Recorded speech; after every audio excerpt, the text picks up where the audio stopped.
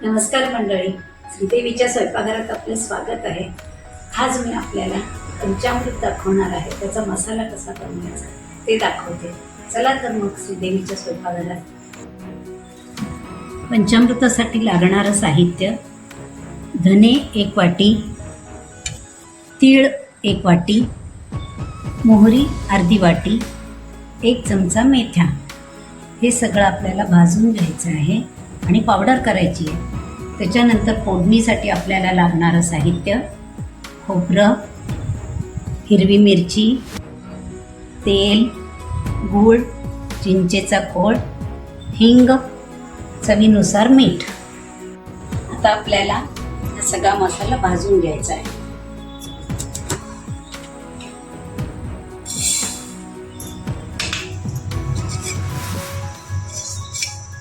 गुलाबीसर भाजून घ्यायचे धने.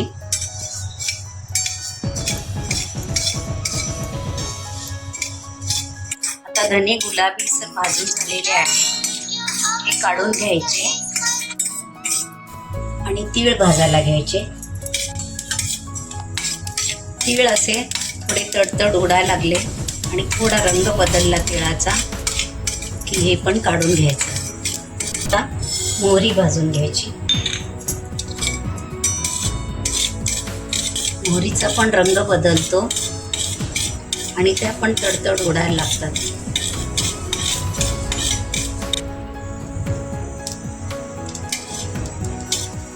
मोहरी तडतड उडायला लागले आणि थोडासा रंग बदलला त्याचा की हे पण काढून घ्यायचं. मेथ्या घ्यायच्या. हा पण रंग बदलेपर्यंत भाजून घ्यायचं का मग.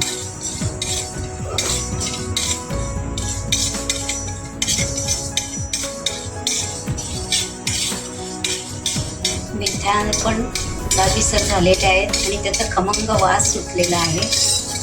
मेथ्या पण काढून घेऊ आपण. आता हे सगळं बारीक वाटून घ्यायचं आहे आपल्याला. मसाला आता वाटून घेत आहे.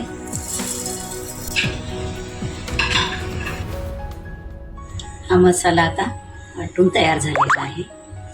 चिंचेचा कोळ आहे, त्याच्यामध्ये हा मसाला मिक्स करायचा.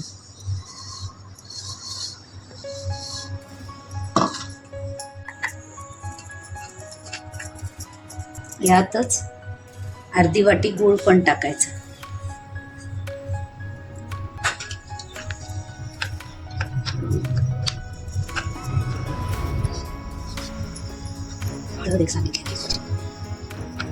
हे असं पातळ झालं पाहिजे. आता ह्याला आपल्याला फोडणी द्यायची. आता फोडणीसाठी तेल घालते 2 चमचे. थोडं तेल तापल्यावर खोबऱ्याचे तुकडे घालायचे त्यात.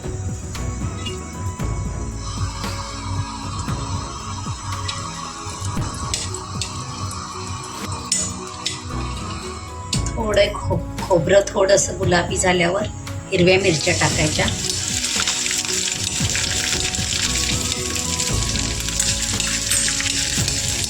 अर्धा चमचा हिंग टाकायचा. अर्धा चमचा हळद.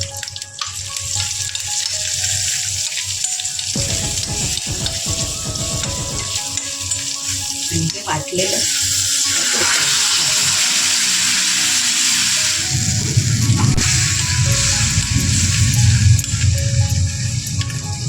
चवीनुसार मीठ.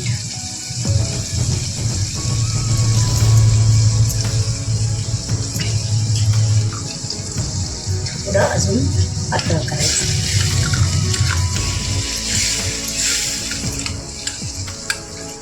आता हे छान उकळू द्यायचं. त्याला अगदी वर तेल सुटेपर्यंत उकळू द्यायचं. याला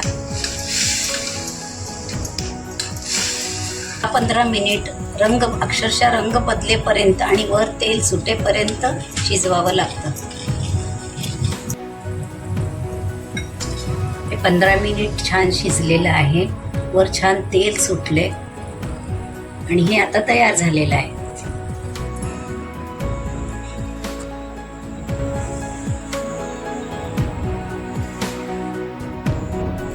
असं हे पंचामृत तयार झालेलं आहे.